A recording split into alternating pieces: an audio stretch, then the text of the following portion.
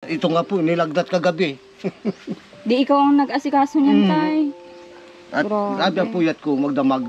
Huwag na daw pabalikin, pabayaan na lang daw. At baka daw kung ano pa mangyari dito sa mga bata. Ba't napapaiyak ka, tay?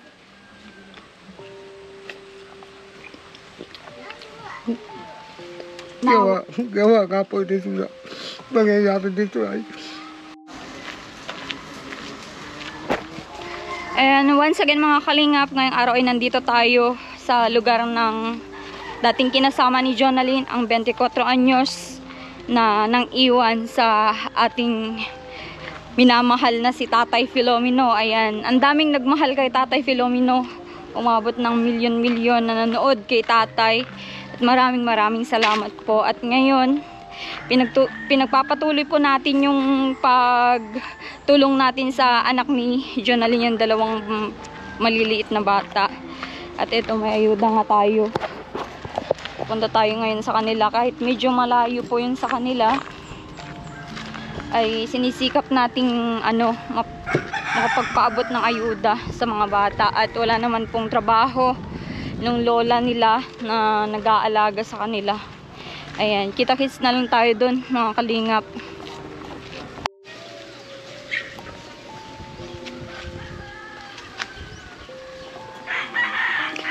Dito na naman tayo sa magandang daan. Ayan.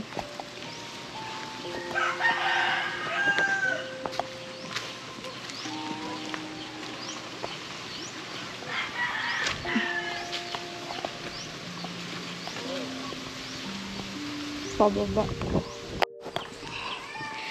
Ayan, kakababa lang natin dyan, oh. Hagdanan. Hagdang palayan.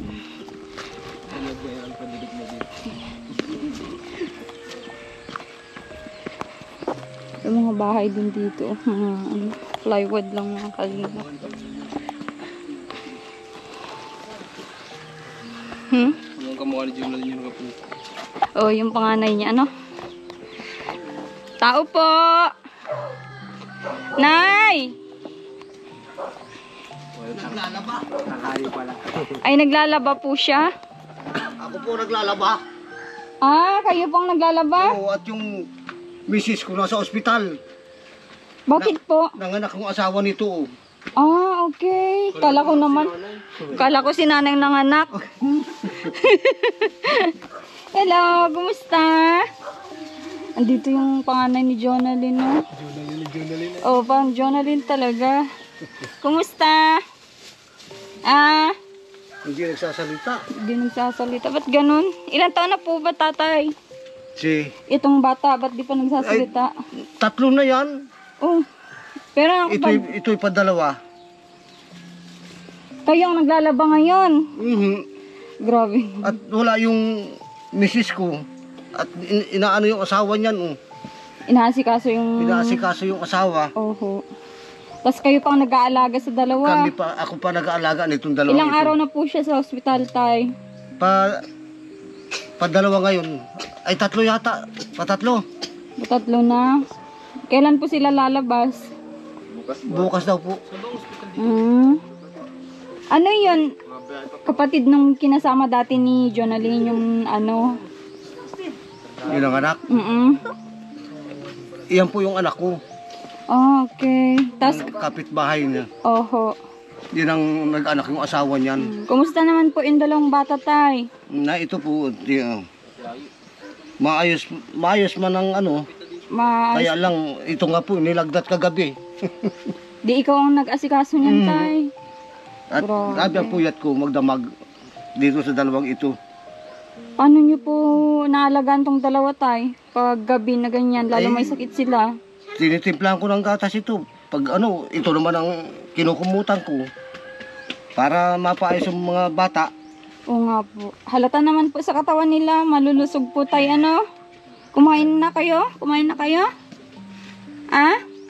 Parang galito. Hindi man lang naimik itong batang ito. Pero hindi siya ni magsabi ng lolo, lola. Hindi po siya Nasabi man po ng ano yan, lola, lolo.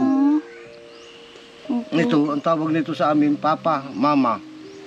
parang kayo na po yung magulang, ano. Wala na po talagang ano eh. Oo. Hindi na po kumontak si Jonalyn sa inyo. Wala na po yun. Hindi na yung talagang hindi na yung pupunta rito. Lalo nang ipahama kami dun sa, yung pag-interview ninyo dun sa kanya sa ano.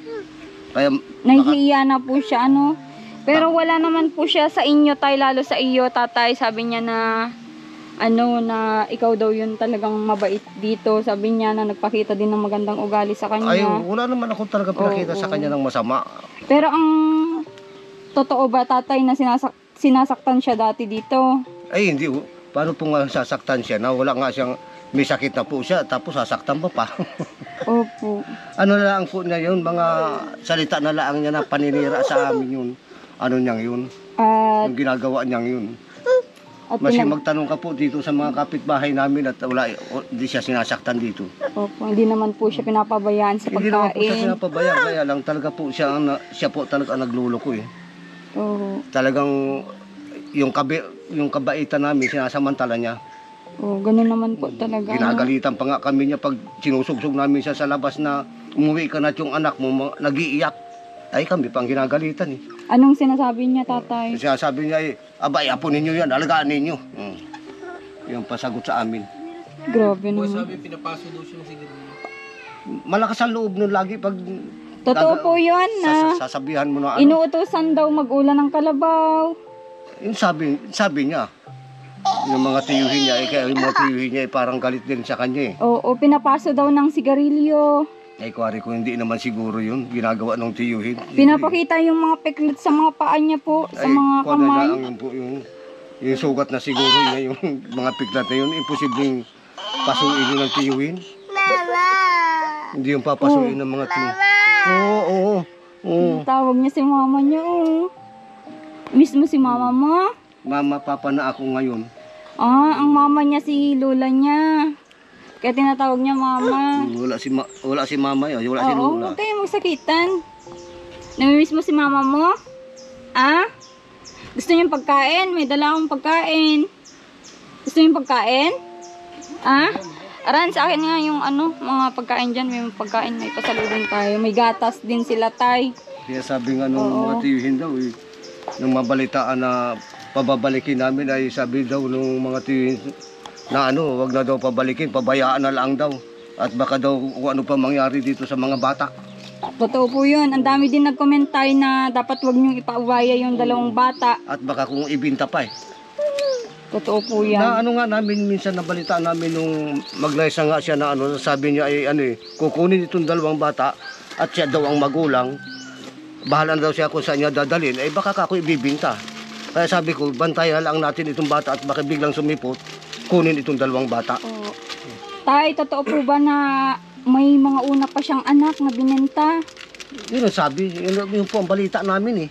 Dito? Oo, balita namin na nagkaanak, pero di man namin nabalita na nagbinta siya ng anak.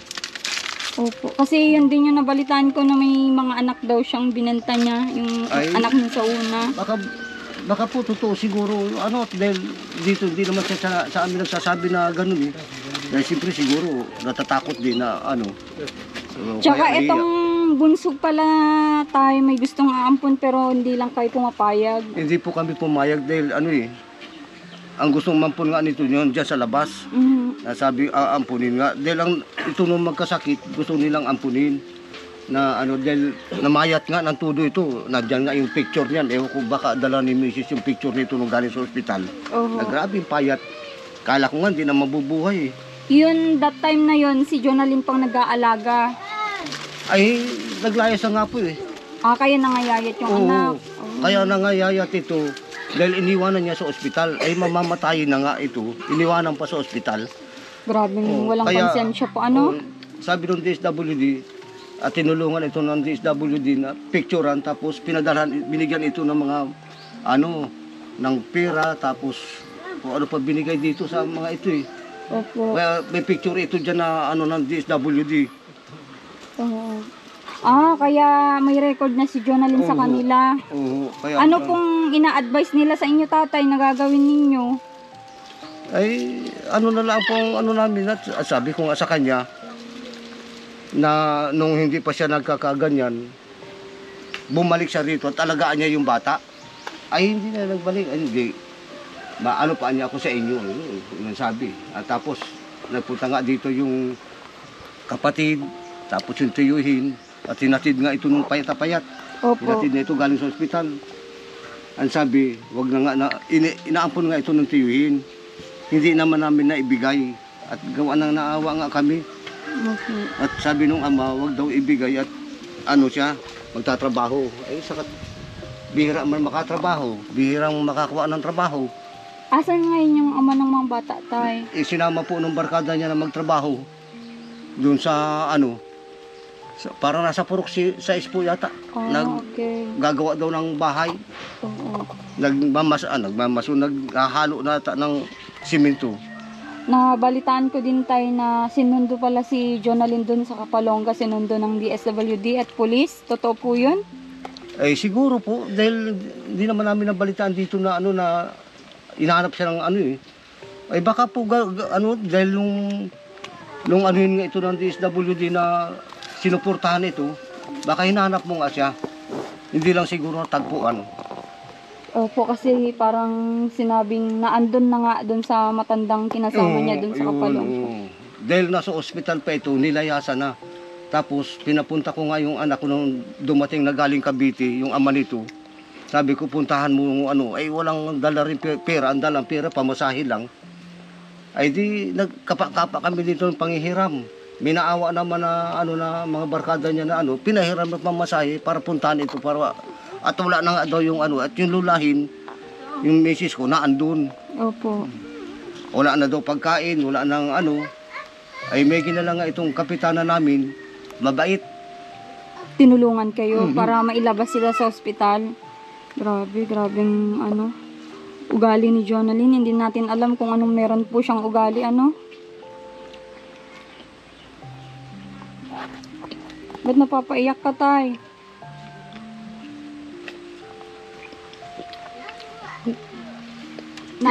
Gawa ka po dito na nangyayari dito ay. Sa mga apo niyo po, naawa kayo. Po. Grabe, naaawa si tatay sa mga apo niyo. Pag umuwi ba si Jonalyn, tanggapin niyo pa po ba siya? Ayoko na po. Nag-iba yung ano niyo, yung decision niyo, tay, nung unang punta ko dito. Hindi lang sabi na nga po yung karamihan dyan na ano eh. Bakit daw tatanggapin ba namin? Baka daw itong kunin. Sabi ng mga kamag-anak ko, huwag daw pa uwi dito. Oh. At baka daw makunin sa mga bata. Tsaka kung ano pa yung gagawin, ano, mapabayaan po, ano. Baka po ibinta pati. Grabe yung pagmamahal ng lolo, ng ano, ng mga bata, ang mga kalingap. Tana tayo at tinitingnan ka ng mga bata, awawa naman Sabi sila. ko nga, tsatsaga na lang namin itong bata. Oo. Tsaganan na lang ninyo kasi yan mga yan, tay. Lahat ng bagay dito sa mundo, mas blessing po sila. Kaysa sa mga nakikita nyo mga material na bagay, yung ganyang bata, ano po. Po. Sa inyo binigay yan, kaya anumang blessing ay sila po yung pinakamahalaga, kaya alagaan nyo na lang po siya. Naawa po kayo sa kanila, kaya naano kayo ngayon, naiiyak. Nga po eh. Ano ba yung mga pinagdadaanan nyo tayo na kahirapan sa pag-alaga sa kanila? Puyat po, tsaka yung ano dito, pag-aaruga ng mga bata, yung pangangailangan nila, yun po ang ano namin. Okay. Kaya nahihirapan nga kami mag-asawa eh. Yaan nyo tayo, nandito naman kami kung ano yung ma-share namin, i-share po namin sa inyo para naman makaalalay sa inyo, ano. Po. Kung ano pa yung mga blessing na dadating sa amin, mag-asawa, i-share po namin sa inyo. Grabing ano, pagmamahal ng lolo ito, mga kalingap. At hindi ko din inaasahan na ganito magmahal yung ano, mga biyanan ni Jonalyn. Kaya nga po, maski nag-aalaga ako, naglalaba pa, parang makarecover itong mga bata. Oho. Tsaka makatulong kayo sa asawa nyo, tay, at nasa ospital pala po, ano. Kaya po grabe nga ang problema ko ngayon. Oo. Mabuti na lang matutulungan kami ng mga tao. May mga tumutulong din sa inyo po dito. Di ba tayo yung mga bahay po dito ay yung mga kamag-anakan nyo din po? Yung iba po. Yung iba. Mga anak-anak nyo din po yung mga yan, di ba? Oo. Hindi po sila nakakatulong sa inyo at naghihirap din po sila. Oo, ang dami nga din po pamilya din eh. Madaming anak. Yan, mag-focus na lang po kayo sa pag-alaga sa apo nyo at kung ano yung blessing na mai-ano namin sa inyo, maitulong ay lagi po kami pumunta dito basta may blessing po tayo, tatay, ano? Oo. Natutulala yung anak ni ano, na Star Trek kay Rans. Dito kayo, itatanong ko kayo, advisean nyo si tatay. Ano yung ano? Ha? Ano masasabi niya sa pagmamahal ng lolo't lola ng mga bata? Di sabi nga mas hindi ko alam kung ano yung reason pero sabi nung iba minsan mas matimbang pa yung pagmamahal ng mga lolo't lola doon sa apo kaysa doon sa anak nila. Di ko alam kung ano yung reason kung bakit ganun pero karamihan talaga ganun ay.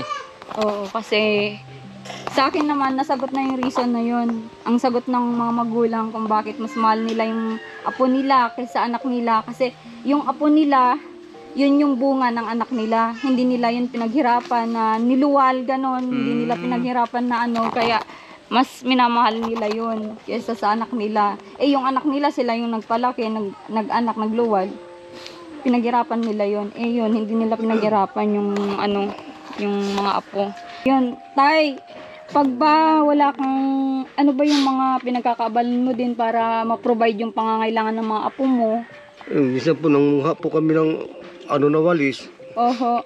Tapos pag meron po nagpapaano na trabaho na ano, ay hindi na nga ako masita ngayon pagpapaaraw dahil siguro na sa ano nila na matandaan na ako ay yun na lang po na ano namin. Tapos Kaya di ka inaakit na ano po tayo ano, magtrabaho. Tapos yung gabi po, minamimili ditong gabi, yun po na lang kinukuha namin.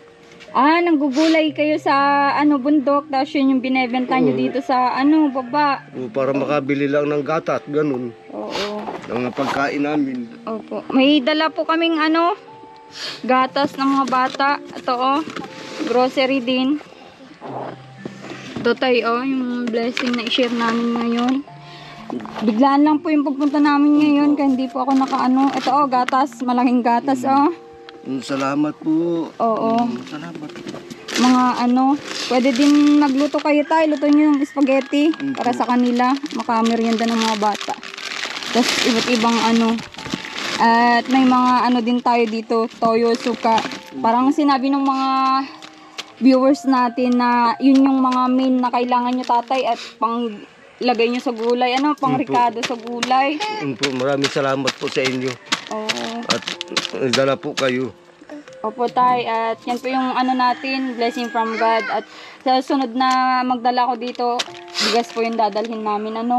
Po. Biglaan lang po yung pagdaan namin at may hinahanap pong tao itong mga kasama ko kaya napadaan po kami dito.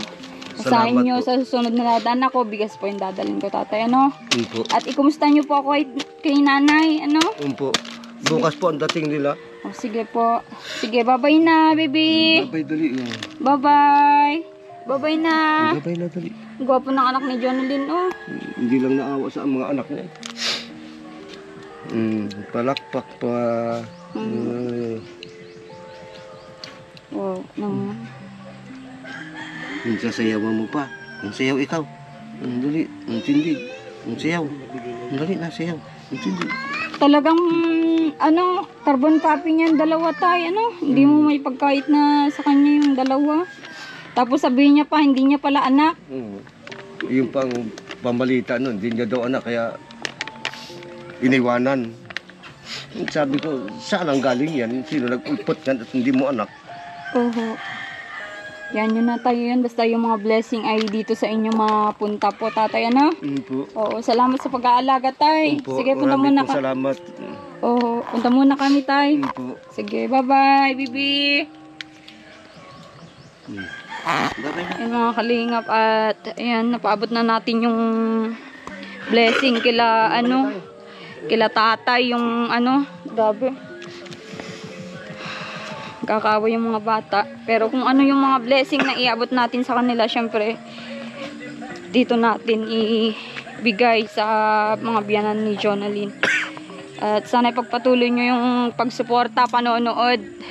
At maraming salamat sa panonood nyo po sa aking Facebook page. At medyo mataas din po yung views nila doon. At sa aking YouTube channel din po, umabot din po ng 30 plus yung views nila sa ating YouTube channel. Maraming salamat po. Ayan, paakyat na naman tayo. Dito ko muna tapusin ang aking vlog. Support nyo po. Di ko na po ipasuporta tong kasama ko at mas malaki po yung followers niya sa akin. Ayan. Basta, taos puso akong nagpapasalamat sa pagnonood nyo. At kung hindi lahat sa panonood nyo, hindi po kami makapag-abot ng tulong sa mga nangangailangan. God bless po.